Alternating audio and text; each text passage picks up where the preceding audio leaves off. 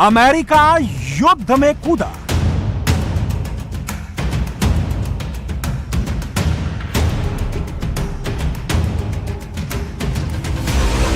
Iran पर दुनिया के सबसे बड़े बॉम्बर से दुनिया का सबसे बड़ा बम गिराया।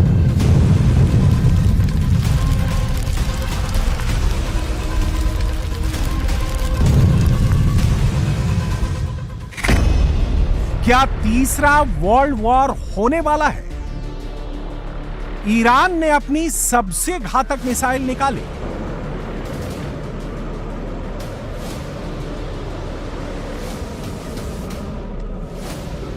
तेल अवीव और हाइफा सहित इजरायल के 14 शहरों पर खैबर मिसाइल से हमला।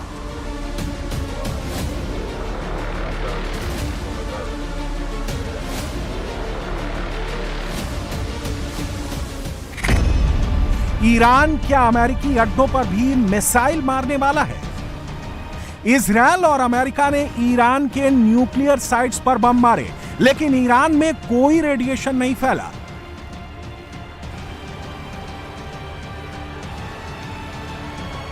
क्या ईरान ने अपना यूरेनियम पहले ही हटा लिया?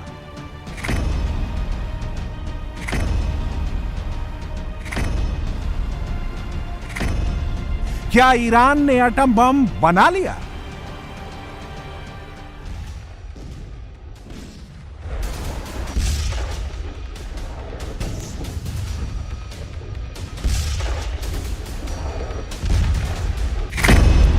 क्या third world war atom bomb से शुरू होगा?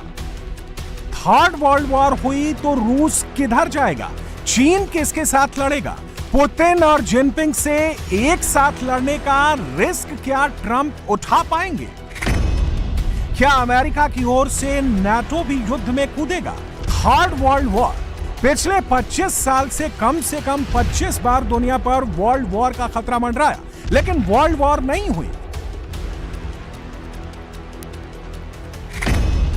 अमेरिका पर WTC टेरर अटैक के बाद भी वर्ल्ड वॉर नहीं हुई। अफगानिस्तान पर अमेरिका और नाटो के अटैक के बाद भी वर्ल्ड वॉर नहीं हुई।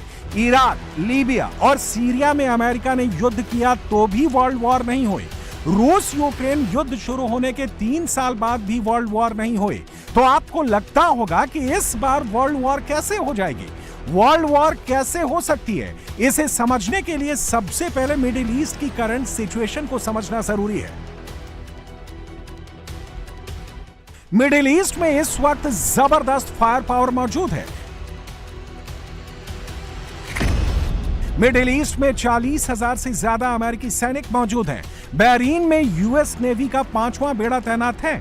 सेंटकॉम यानी यूएस नेवी के सेंट्रल कमांड में यूएसएस कार्ल विन्सन तैनात है। इंडो पैसिफिक रीजन से USS Nimitz carrier strike group Gulf region में पहुंच रहा है। अमेरिका ने 100 से ज्यादा अतिरिक्त फाइटर जेट भी भेजे हैं। ब्रिटेन ने भी HMS queen Elizabeth aircraft carrier को मिडिल ईस्ट भेज दिया है। HMS क्वीन एलिजाबेथ स्वेज नहर को पार करते हुए भूमध्य सागर पहुंच गया है। 12 जून से ईरान पर इजरायल के हमले हो रहे हैं। इजरायल ने एक साथ 100 से ज्यादा फाइटर प्लेन से हमला करके इस युद्ध की शुरुआत की थी।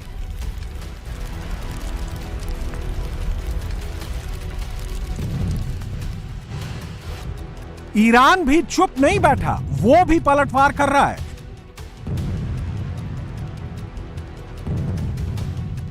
मिडिल ईस्ट के आसमान पर ऐसी तस्वीरें आम हो गई हैं। ईरान की मिसाइलों को इजरायल का आयरन डोम, डेविड स्लिंग, एरो 2 और एरो 3 मिसाइल डिफेंस हवा में ही नष्ट कर रहे हैं। लेकिन पिछले कुछ दिनों में आयरन डोम का सक्सेस रेट घटा है। युद्ध शुरू होने के बाद आयरन डोम का इंटरसेप्शन रेट 90% था, यानी इजरायल ईरान की 90% मिसाइलों को हवा में ही बर्बाद कर दे रहा था। ईरान ने जब हाइपरसोनिक मिसाइल मारनी शुरू की, आयरन डोम का इंटरसेप्शन रेट घटकर 65% रह गया। ईरान का जो हो रहा है वो तो दुनिया देख ही रही है। ईरान की टॉप मिलिट्री लीडरशिप खत्म हो गई। ईरान के सुप्रीम लीडर खामेनेई को बंकर में छिपना पड़ रहा है, लेकिन इजरायल को भी कम दर्द नहीं हो रहा। इजरायल के शहरों में वही सीन दिखने लगा है जैसा गाजा में दिखता था। इजरायल की पोर्ट सिटी हाइफा का सिस्टम लगभग पूरा बर्बाद हो चुका है और तेल अवीव को भी भारी नुकसान हुआ है।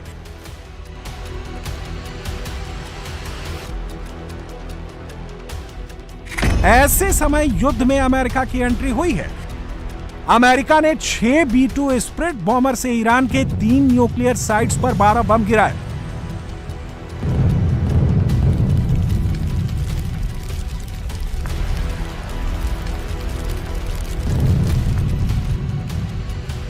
अमेरिका ने B-2 स्प्रिट बॉम्बर का इस्तेमाल करके ईरान के 3 न्यूक्लियर साइट्स फोर्डो, नतांज और इस्फहान को टारगेट किया।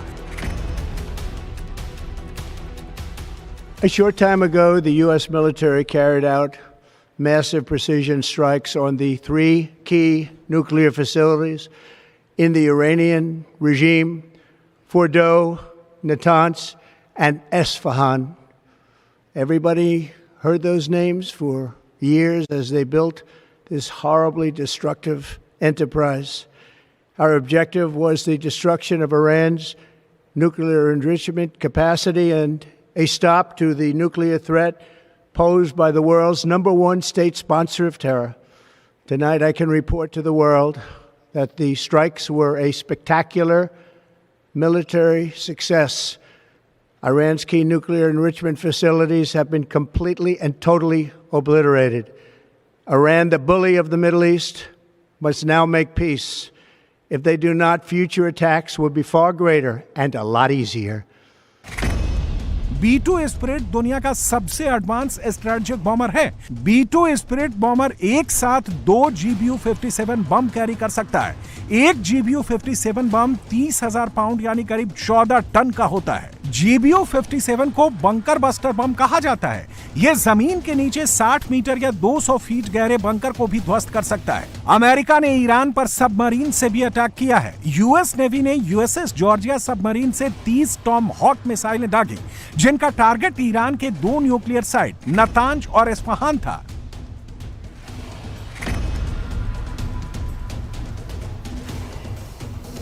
युद्ध में अमेरिका की एंट्री से इजरायल खुश है। Congratulations, President Trump. Your bold decision to target Iran's nuclear facilities with the awesome and righteous might of the United States will change history. In Operation Rising Lion, Israel has done truly amazing things. But in tonight's action against Iran's nuclear facilities, America has been truly unsurpassed.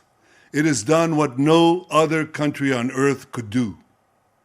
History will record that President Trump acted to deny the world's most dangerous regime the world's most dangerous weapons.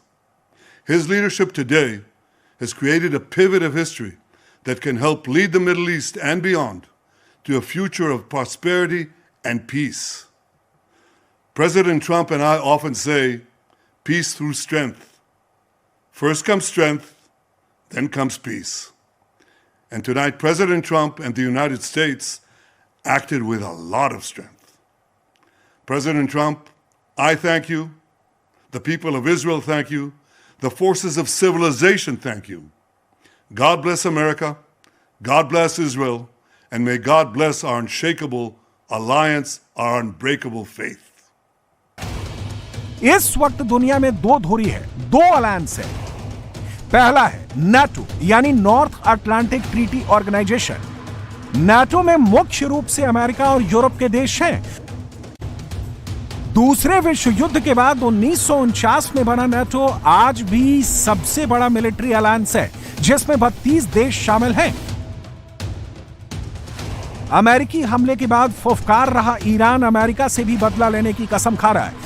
अगर Iran ने अमेरिकी assets या अमेरिकी सेना पर हमला किया तो नाटो अपने आप युद्ध में शामिल हो जाएगा।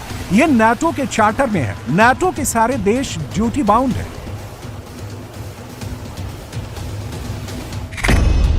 अमेरिका ऑलरेडी युद्ध में शामिल है। नाटो आया तो समझ लीजिए कि पूरा यूरोप आ गया। एशिया में युद्ध चल ही रहा है। ऑस्ट्रेलिया के साथ भी अमेरिका की संधि है, यानी एक साथ 3 महादेश युद्ध में शामिल हो जाएंगे। नाटो का आना वर्ल्ड वॉर की शुरुआत होगी, क्योंकि तब सिर्फ नाटो नहीं आएगा, नाटो की ओपोनेंट फोर्सेस भी जंग में कूदेंगी। ईरान के मसले पर एक और अलायंस एक्टिव है। ये है मुस्लिम देशों का alliance OIC, organisation of Islamic cooperation. तुर्की के इस्तांबुल में OIC देशों की बैठक भी हुई है। OIC में 57 मुस्लिम देश हैं, जिनमें सऊदी अरब, कुवैत, कतर, UAE, जॉर्डन और ओमान जैसे अमीर और प्रभावशाली मुस्लिम देश शामिल हैं। OIC में तुर्की और पाकिस्तान भी हैं, मलेशिया और इंडोनेशिया जैसे देश भी हैं। तुर्की के पास अमेरिका का एटम बम है, पाकिस्तान के पास अपना एटम बम है। तुर्की अभी OIC का नेता है, तुर्की अभी OIC का प्रेसिडेंट भी है। तुर्की एशिया में भी है और यूरोप में भी। तुर्की नाटो में भी है और OIC में भी। तुर्की के प्रेसिडेंट रेचप तैयब एर्दोगन तय करेंगे कि इस्लामिक मुल्क क्या करेंगे। ग्लोबल फायर पावर इंडेक्स में तुर्की 9वें नंबर पर है। तुर्की के पास किसी भी इस्लामिक देश के मुकाबले सबसे ज्यादा फायर पावर है। फायर पावर के मामले में पाकिस्तान 12वें नंबर पर है, इंडोनेशिया 13वें नंबर पर है, ईरान 16वें नंबर पर है, इजिप्ट यानी मिस्र 19वें नंबर पर है और सऊदी अरब 24वें नंबर पर है। OIC का मेंबर ईरान जिस इजराइल से युद्ध लड़ रहा है, वो इजराइल फायर पावर इंडेक्स में 15वें नंबर पर है। ईरान और इजराइल के फायर पावर में ज्यादा अंतर नहीं है। अंतर बस इस बात से आया है कि इजराइल के साथ अमेरिका खड़ा हो गया है, जो फायर पावर इंडेक्स में नंबर 1 पर है। ईरान इजराइल युद्ध में शामिल होकर अमेरिका ने युद्ध का पलड़ा इजराइल की तरफ झुका दिया है। अमेरिका ने ईरान को पूरी तरह चकमा दे दिया। 7 B-2 स्प्रिट बॉम्बर अमेरिका के मिसौरी में व्हाइट मैन एयरबेस से उड़े। B-2 स्प्रिट बॉम्बर ने 37 घंटे तक बिना रोके उड़ान भरी। बीच रास्ते में इन्हें कई बार रिफ्यूल किया गया। ईरान के एयर स्पेस में B-2 बॉम्बर्स 125 फाइटर प्लेन्स के साथ दाखिल हुए। पश्चिम की तरफ से अमेरिका ने डमी बॉम्बर भेजे और पूरब से असली B-2 बॉम्बर आकर बम बरसा गए। बम गिराने के बाद वो वापस अमेरिका के व्हाइट मैन एयरबेस पर पहुंच गए। That Iran must not get a nuclear weapon. Full stop. Thanks to President Trump's bold and visionary leadership and his commitment to peace through strength, Iran's nuclear ambitions have been obliterated. Many presidents have dreamed of delivering the final blow to Iran's nuclear program, and none could until President Trump. The operation President Trump planned was bold and it was brilliant, showing the world that American deterrence is back. When this president speaks, the world should listen. And the U.S. military, we can back it up. The most powerful military the world has ever known. No other country on planet Earth could have conducted the operation that the chairman is going to outline this morning. Not even close. Middle east में मुस्लिम उम्मा या मुस्लिम brotherhood की बहुत बातें होती हैं, लेकिन अभी तक सब कुछ जुबानी जमा खर्च चल रहा है। खाड़ी के मुस्लिम मुल्कों में इजराइल को लेकर दिक्कत है, इसलिए ईरान से कोई भी भाईचारा नहीं है। मिडिल ईस्ट में शिया और सुन्नी विवाद बहुत गहरे से धंसा हुआ है और हर दूसरे मुस्लिम देश को OIC का चौधरी बनना है। सऊदी अरब दौलत के मामले में ईरान से बहुत आगे है, लेकिन ताकत के मामले में सऊदी अरब ईरान से बहुत पीछे है। खामेनेई के पास सेना भी है, हथियार भी है, अपना मिसाइल प्रोग्राम भी है। सऊदी अरब कतई नहीं चाहता कि ईरान एटम बम भी बना ले। अभी पिछले महीने ही डोनाल्ड ट्रंप सऊदी अरब की यात्रा पर गए तो सऊदी क्राउन प्रिंस बिन सलमान ने अमेरिका के साथ $600 अरब की डील की। इसमें $182 अरब के अमेरिकी हथियारों की डील भी शामिल है। सऊदी अरब अमेरिका से एडवांस फाइटर जेट खरीद रहा है। सऊदी अरब अमेरिका से मिसाइल डिफेंस सिस्टम खरीद रहा है। सऊदी अरब अमेरिका से नेवी के हथियार खरीद रहा है। सऊदी अरब अमेरिका की मदद से अपनी सेना को आधुनिक बना रहा है और सऊदी अरब अपनी फोर्स को modern communication and command system दे रहा है। सऊदी अरब ये सब किस लिए कर रहा है? सऊदी अरब में अमेरिका की सेना पहले से ही मौजूद है, तो सऊदी अरब को सुरक्षा किससे चाहिए? सऊदी अरब को ईरान से सुरक्षा चाहिए। तो भला ऐसे में सऊदी अरब अमेरिका के खिलाफ जाकर ईरान की मदद क्यों करेगा? गौर कीजिएगा, इजराइल से fighter jet Syria, Jordan, Iran, Kuwait और सऊदी अरब के ऊपर से जाकर ईरान के ऊपर बम गिरा रहे हैं और इन देशों को कोई परेशानी नहीं हो रही है। अब दो बड़े खिलाड़ियों की बात करते हैं, ये हैं रूस और चीन। पुतिन के पास दुनिया में नंबर 2 की पावर है और जिनपिंग का देश फायर पावर इंडेक्स में तीसरे नंबर पर है। रूस यूक्रेन युद्ध में 3 देश ही रूस का साथ दे रहे हैं, चीन, ईरान और नॉर्थ कोरिया। रूस ईरान से शायद 136 ड्रोन खरीदकर यूक्रेन में कहर बरपा रहा है। ऐसे में यह स्वाभाविक है कि अगर नाटो ईरान में युद्ध के लिए आया तो रूस भी ईरान युद्ध में कूदेगा। रूस आएगा तो चीन भी आएगा और नॉर्थ कोरिया भी मसल पावर दिखाएगा। यह युद्ध ऐसे वक्त में हो रहा है जब अमेरिका चीन से ट्रेड वॉर कर रहा है, जिनपिंग से ट्रेड का झगड़ा चल रहा है। 1949 में कम्युनिस्ट शासन शुरू होने के बाद से ही चीन ने कोई बड़ा युद्ध नहीं लड़ा है। चीन ने तिब्बत पर कब्जा किया तो उसके लिए भी कोई युद्ध नहीं लड़ा। 1962 में भारत के साथ चीन का युद्ध भी एक मायने में सीमित युद्ध था, जिसमें जमीन पर कब्जे की कोशिश ज्यादा थी। एयरफोर्स या नेवी का इस्तेमाल शून्य था। चीन इधर उधर जमीन कब्जा करने के लिए धौंस पट्टी का सहारा जरूर लेता है, लेकिन चीन ने ताइवान हासिल करने के लिए भी कोई युद्ध नहीं लड़ा। चीन के ईरान में उतरने का चांस कम है, लेकिन अगर चीन युद्ध में उतरा तो अमेरिका की तरफ से तो उतरेगा नहीं। चीन युद्ध में कूदेगा तो ईरान की तरफ से ही कूदेगा। चीन कूदेगा तो रूस भी कूदेगा। यूक्रेन में रूस उसी अलायंस से लड़ रहा है जिससे उसे ईरान में लड़ना होगा। वर्ल्ड वॉर का चांस अभी कम है। खुद अमेरिका इस युद्ध को नहीं बढ़ाना चाहता, लेकिन अगर इसमें चौथा कोई भी देश आया तो युद्ध सीमित नहीं रहेगा।